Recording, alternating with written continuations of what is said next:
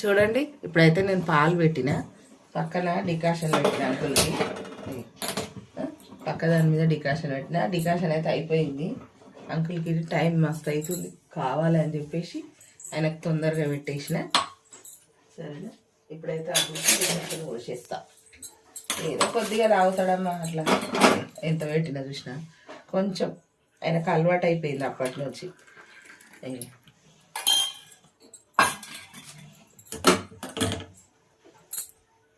చూడండి అమ్మ ఇప్పుడైతే నేను కందిపప్పు చేస్తున్నా. ఏమంటే పాలకూరతో పప్పు చేస్తాను. ఇప్పుడు చాటలు ఎందుకు పోసినట్టు మంచిగా జరుగుతుందమ్మా. చెరుక్కుంటే బాగుంటుంది. ఇక మీకు సౌండ్ వస్తుంది చూడండి.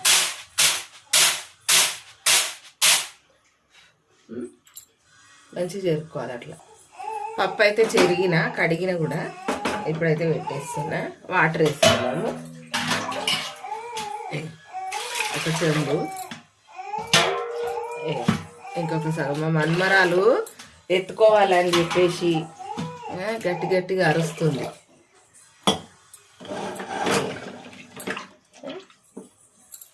ఇప్పుడు అన్నీ వేస్తా. చూడండి ఇక పాలకూర పప్పుకు పాలకూర చూసిరుగా.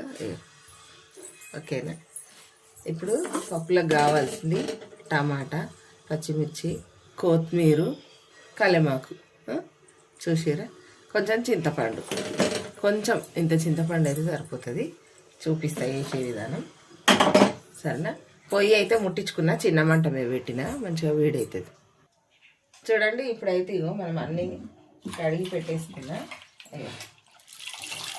పాలకూర వేస్తున్నా. పప్పు వేసినా కదా ఇప్పుడు పాలకూర వేస్తున్నా. మంచిగా నీళ్ళు కట్టుకొని చూసుకుంటా చూసుకొని చేసుకోవాలి.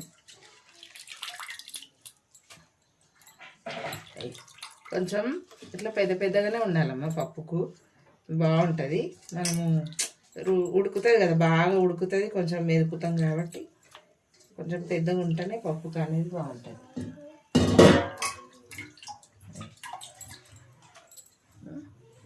ఇప్పుడు టమాటా వేసుకుందాం. అయ్యో పచ్చిమిర్చి, అయ్యో టమాటా, అయ్యో కొత్తిమీర, కలెమాకు ఇవన్నీ వేసేసుకుందాం.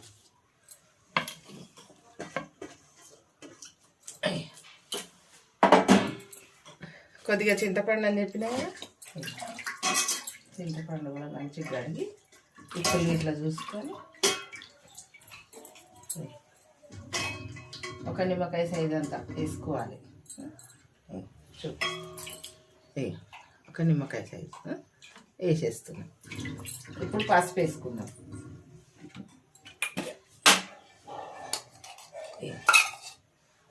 పసుపు మనము ఇలా కారం వేస్తలేం చూసిరా. కారం ఉప్పు తర్వాత వేసుకుందామమ్మా. ఇప్పుడైతే ఇయ్య సరేనా. ఇప్పుడైతే పెద్ద మంట పెట్టేసిన మూత కూడా పెట్టేస్తా. విజిల్ పెడతా. విజిల్ ఒక 5 విజిల్లు వస్తే మంచిగా అవుతుంది. సరేనా ఇక పప్పు అయితే ఇక విజిల్ అయితే అయిపోయిందమ్మా. ఇప్పుడు చల్లగా అవుతుంది. జర తాలింపు వేసేసుకుందాం. చూడండి ఇగో నేను మూత అయితే తీసినమ్మా. స్కిప్ అయింది. మూత తీసి ఇగో పప్పు అయితే రుబ్బుకున్నా. ఇప్పుడు ఇలా మనం ఏం చేయాలంటే ఇగో కారం వేసుకుందాం. పచ్చిమిరపకాయలు వేసినా కానీ అంత బాగుండయి, అవి సప్పగా ఉంటాయి. అందుకని ఇగో కారం అయితే వేసేసిన. కొంచెం మంచిగా వేసుకోవాలి కారం, కానీ కొంచెం వేసిన ఇంకెక్కువ. ఇగో ఒక స్పూన్ సగం సాల్ట్ వేస్తున్నా. పప్పు ఎక్కువనే ఉంది సరిపోతుంది. సరేనా ఇప్పుడు కొద్దిగా వాటర్ వేసుకుందాం. కొద్దిగా వాటర్ వేసి మంచిగా ఇట్లా కలుపుకోవాలి. పప్పు గుత్తుతోడు కలిపితే జర మంచిగా ఉంటుంది.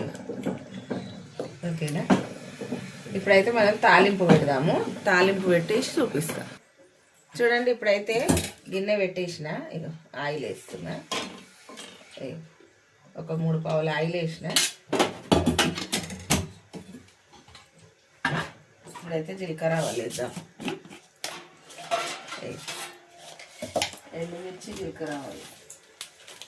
పప్పులా మనము సాంబార్లో ఎండుమిర్చి చేయకుండా కొంచెం ఏం కాదు, కానీ వీటిలో వేస్తే టేస్ట్ ఇంకా బాగుంటుందమ్మా. ఎండుమిర్చి అయితే కంపల్సరీ వేసుకోవాలి, వేసుకుంటేనే మంచిగా ఉంటుంది. టమాటా పప్పు కానీ, సుక్కకూర పప్పు, పుంటికూర పప్పు, ఇవి పాలకూర పప్పు చేసినప్పుడు కంపల్సరీ ఎండుమిర్చి వేసుకోవాలి, చాలా టేస్ట్ ఉంటుంది.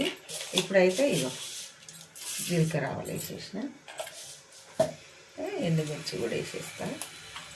ఎంత మంచిగా తాలింపు పెట్టుకుంటే అంత మంచిగా ఉంటుంది, టేస్ట్ అనేది మనకు మంచిగా వస్తాయి. ఇప్పుడైతే ఎండుమిర్చి కూడా వేసిన, ఒక 4 ఎండుమిర్చి వేసిన. సరేనా, చూడండి ఎండుమిర్చి అయితే వేగినాయి. కలిమాకు కూడా వేస్తున్నా.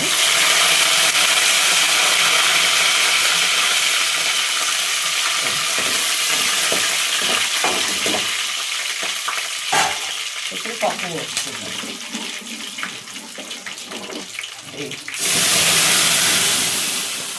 పప్పు ఇట్లా తాలింపులో గమరిస్తే కమ్మటి మంచి టేస్ట్ వస్తుంది. ఇప్పుడు పెద్ద మంట పెట్టి మంచిగా కుత ఉడకాలి పెట్ట, మంచి టేస్ట్ వస్తుంది, ఫ్లేవర్ వస్తుంది. ఇంట్లోకి తీసి మనం పప్పులో పోస్తాం కదా, ఈ తాలింపుని పప్పులో పోసాం చూడు, అది వేరే ఉంటుంది.